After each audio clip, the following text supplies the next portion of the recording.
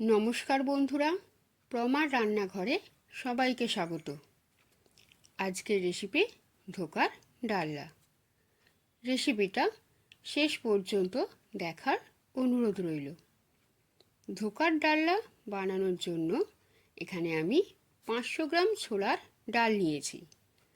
ডালটা আমি আগের দিন রাত্রি থেকেই ভিজিয়ে রেখেছিলাম। এবার ছোলার ডালটা বেটে নিয়ে এর মধ্যে দিয়ে দেব হিং, হলুদ গুঁড়ো, লঙ্কা গুঁড়ো, স্বাদ মতো লবণ আর চিনি।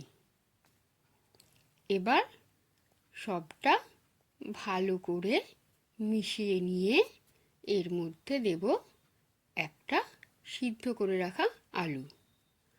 আলু আর ছোলার ডালটা মিশিয়ে নেব।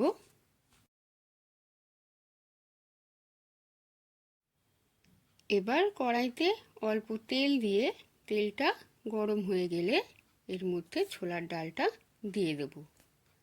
লো ফ্লেমে ডালটা কষাতে থাকবো যাতে ডালের মধ্যে থাকা জলটা শুকিয়ে যায়। ডালটা শুকনো হয়ে গেলে নামিয়ে নেব।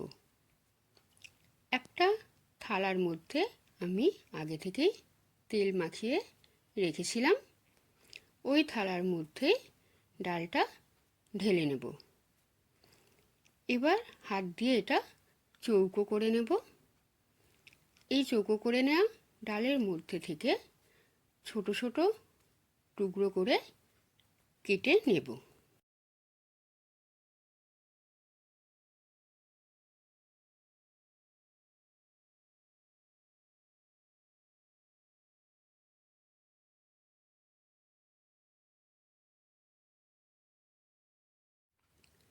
ধোকাগুলোকে ছোট ছোট করে কেটে নিয়েছি। এবার কড়াইতে কিছুটা তেল দিয়ে তেলটা গরম হয়ে গেলে হাই ফ্লেমে ধোকাগুলো উল্টে পাল্টে ভেজে নেব। হাই ফ্লেমে না ভাজলে ধোকাগুলো ছেড়ে যেতে পারে, তাই হাই ফ্লেমেই ধোকাগুলোকে লালচে করে ভেজে নিয়ে তুলে রেখে দেব। এইভাবেই আমি সব ধোকাগুলোকে ভেজে নেব।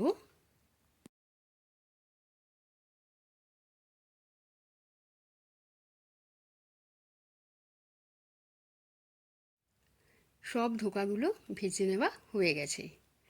এবার কড়াইতে কিছুটা তেল দিয়ে তেলটা গরম হলে ছোটো এলাচ, দারচিনি আর শুকনো লঙ্কা ফোড়ন দিয়ে দেবো। ফোড়নটা ভাজা হয়ে গেলে দিয়ে দেব টমেটো কুচি। টমেটোটা ভালো করে ভেজে নিয়ে দেব আদা বাটা। আদাটা একটু ভেজে নিয়ে এর মধ্যে দেব হলুদ গুঁড়ো, লঙ্কা গুঁড়ো আর জিরে গুঁড়ো। মশলাগুলো ভালো করে কষিয়ে নেব। মশলাটা কষানো হয়ে গেলে দিয়ে দেব কাজু বাদাম বাটা, চারমগজ বাটা আর পোস্ত বাটা। এবার সব কিছু একসাথে একটু ভেজে নিয়ে এর মধ্যে দেব স্বাদ মতো চিনি আর দেব লবণ। একটু নাড়াচাড়া করে নিয়ে দিয়ে দেব পরিমাণ মতো জল। জলটা ফুটে উঠলে এর মধ্যে ভেজে রাখা ধোকাগুলো দিয়ে দেব। 1 মিনিট লো ফ্লেমে একটু ফুটিয়ে নিয়ে নামানোর আগে 1 চামচ ঘি আর একটু গরম মশলার গুঁড়ো ছড়িয়ে দিয়ে নামিয়ে নেব। তৈরি হয়ে গেল নিরামিষ ধোকার ডালনা। রেসিপিটা শেষ পর্যন্ত দেখার জন্য ধন্যবাদ। রেসিপিটা যদি ভালো লেগে থাকে তাহলে লাইক, কমেন্ট, শেয়ার আর চ্যানেলটা সাবস্ক্রাইব করে দেবেন।